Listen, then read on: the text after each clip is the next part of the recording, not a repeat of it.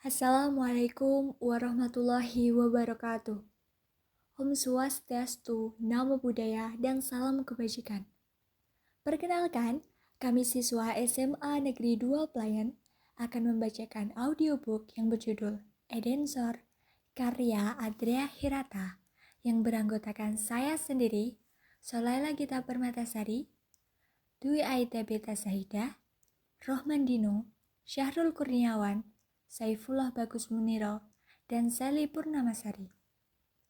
Teruntuk teman-teman yang ingin memiliki versi bukunya, bisa datang ke Gramedia atau toko buku terdekat. Selamat menikmati. Berani bertaruh bumi ini bulat. Tengah malam, trapesium belantik terpajang tepat di atas kepalaku. Kubelokkan perahu ke timur laut. Wah, berkisah. Tahukah engkau, Ikal, langit adalah kitab yang terbentang. Perahu menyusur gugusan pulau. Sejak masa Azoikum, ketika kehidupan belum muncul, langit telah mencatat semua keajaiban di muka bumi. Dedaunan trembesi yang merunduk memagari tepian delta, pukat yang centang berenang, tonggak-tonggak tambak yang diabaikan, laut sepi pasang malam, dan kecipuk anak-anak buaya muara, tepekur menyimaknya. Semburat awan-awan tipis itu. Weh menunding langit utara. Berjuta serpih putih terapung-apung, seperti telah dihalau tenaga dahsyat. Punggung gumawan berkilau membias cahaya rembulan. Adalah ekor puting beliung yang sepanjang hari ini menyapu Selat Gaspar. Dramatis. Awan-awan sisi di tenggara sana menggambarkan sebentar lagi telur-telur ikan belanak akan menetes. Aku terpesona. Angin ini, semilir angin ini, Ikal, dapatkah kau rasakan? Weh bersekedap, kedinginan. Ini bukan angin selatan, ini angin timur. Artinya, kemarau akan panjang tahun ini. Weh bangkit. Tampakkah olehmu lingkaran itu? Weh menunjuk berjuta bintang. Tak kasat olehku lingkaran itu karena tersembunyi di antara gemerlap miliaran benda di langit. Ia menarik sebatang kayu bakar dan melukis langit. Bara kayu bakar melingkar merah. Aku mengikuti lukisan perlahan, seperti menyimak gambar 3 dimensi. Sebentuk lingkaran merekalah. Ia sebagai lingkaran menjadi 12 iris, ajaib di sekitarnya. Dipatrinya simbol-simbol aneh dalam setiap iris lingkarannya, berulang-ulang sehingga dapat kugambar dalam kepalaku. Pada setiap simbol, bersabda, keseimbangan perlawanan, Leo sang singa, matahari pertama musim panas, bintang Kastor musim menyemai benih. Menebarkan, langit-langit adalah kitab yang terbang, kata Weh. Laki-laki unsur ini memiliki indera keenam untuk membagi lapisan langit menjadi halaman-halaman ilmu. Aku mengerti itu adalah kontemplasi zodiak pada iris 10. Ia berpaling padaku. Anak muda, dirimu, lelaki Oktober, sambaran api. Mars dan arus dingin Pluto menjadi menyebabmu. Napasku tercekat. Engkau, laki-laki Zemit dan Nadir. Aku terkesiap.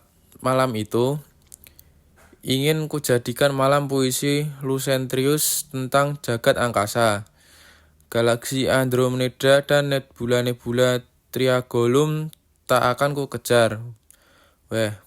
Dengan pertanyaan praktis untuk menerjemahkan kalimatnya yang bersayap-sayap itu terlalu agung untuk memohon petunjuk pedoman hidup untuk optimistik kepada seorang. Angin meniup layar, perahu masuk kabut, dini hari, tampak sayup setangkap wujud diselimuti halimun hanyut. Apakah pulau itu tujuanku? 3 ekor elang gogok melesat diam-diam. Aku tahu predator itu ingin menyerbu kawanan pipit yang Baru bangun dari sabana genting apit. Darah akan bersimbah di bilah-bilah ilalang. Aku yakin, daratan itulah tujuanku. Belitung. Aku berdiri di hidung haluan seperti Admiral Hawk. Aku telah menjadi seorang navigator alam. Wehlah guru yang mengajariku mengeja bintang. Sulit kugambarkan perasaanku. Aku pulang dari tengah samudera dengan membaca langit. Weh telah membuatku untuk pertama kalinya merasa menjadi seorang laki-laki. Berat sekali ketika harus kembali kutinggalkan Weh 2 minggu untuk ujian sekolah ke Tanjung Pandan. Menghadapi kertas ujian, pikiranku tak dapat kualihkan dari rencana kami berlayar ke Mentawai untuk melihat penduduknya melukis tubuh dengan tinta daun. Pulangnya, kami akan memburu gurita.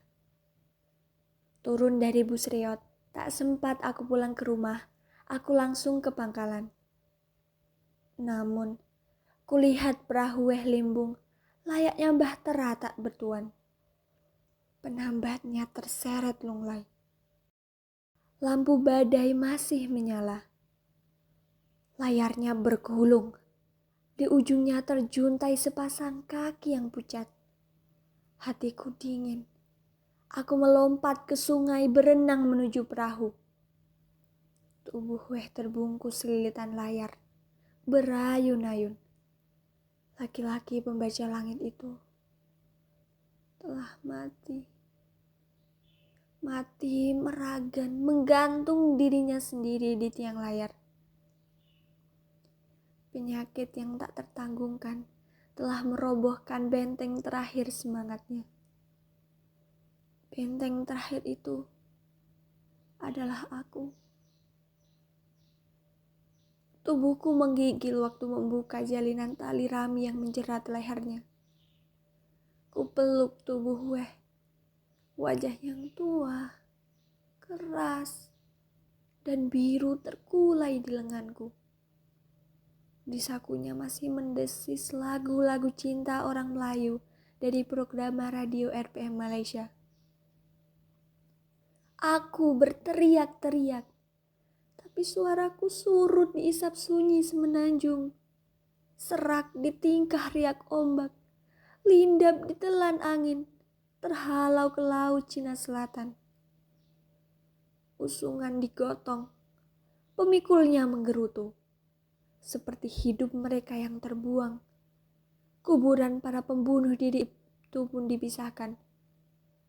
Dikucilkan nun di sana, dekat rawa-rawa nifah, tempat gulma bergumpal-gumpal di sarang biawak.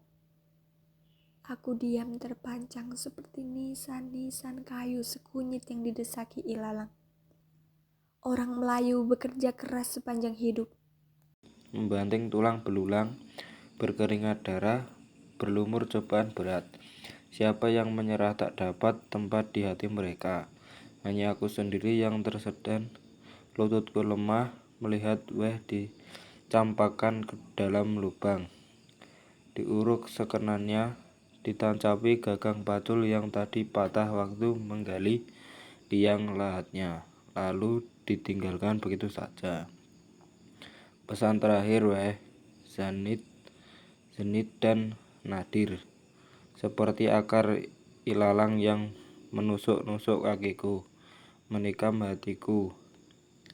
Nanti harus kejelajah separuh dunia, berkelana di atas tanah asing yang dijanjikan mimpi-mimpi. Akan kutemui perempuan yang membuat hatiku keluh karena cinta, karena rindu yang menyiksa.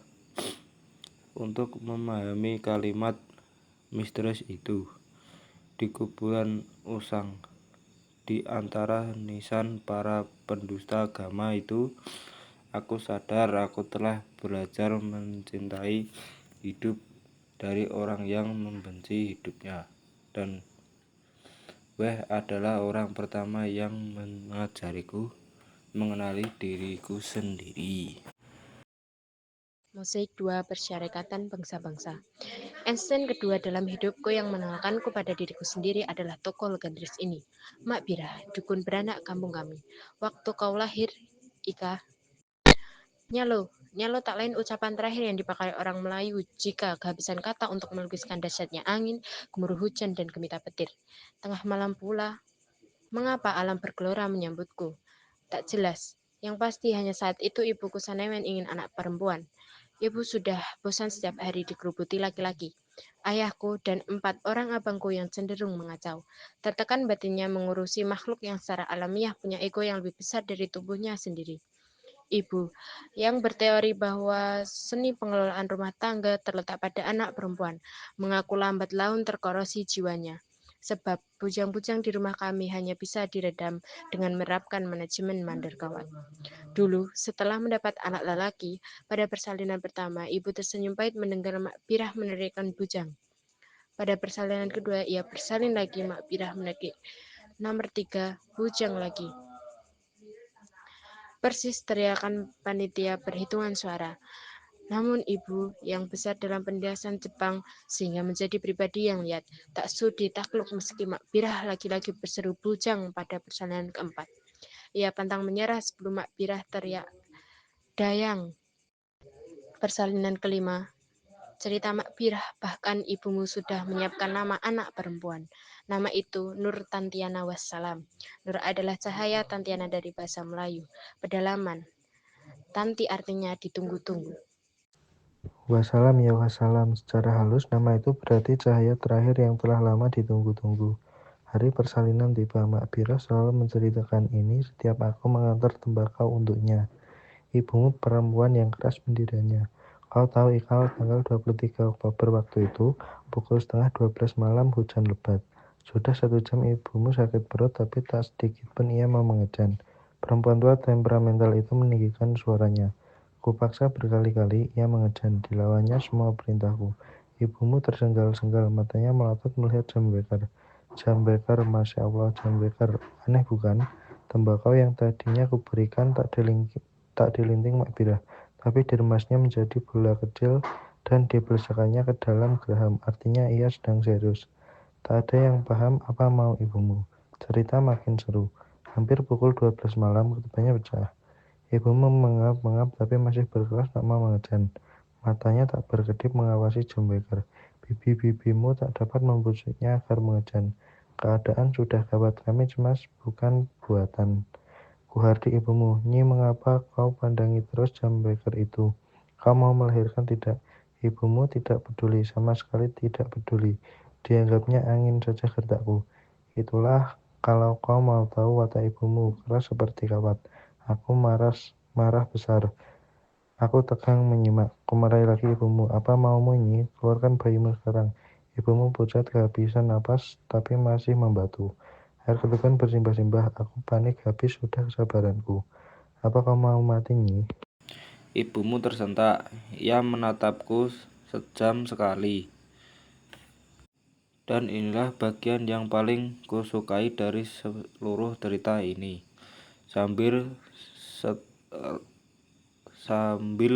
terengah ibumu membentakku. Kau tengok baik-baik jam beker itu, Rah. Tunggu sampai jarum panjang lewat angka 12. Aku ingin anak ini lahir tanggal 24 Oktober. Tidakkah kau dengar makhluk di radio? 24 Oktober adalah hari berdirinya Persyarikatan Bangsa-Bangsa PBB. Hari yang penting, aku mau anak ini jadi juru pendamai seperti PBB. Pukul 12 malam lewat sedikit, bayi itu lahir. Sungsang kakinya lebih dulu, baru setengah tubuhnya di alam bebas. Lewat paha sedikit. Bahkan sebelum matanya melihat dunia, demi mengecek propertinya, Mak Pirah bersorak. Nomor 5, bujang.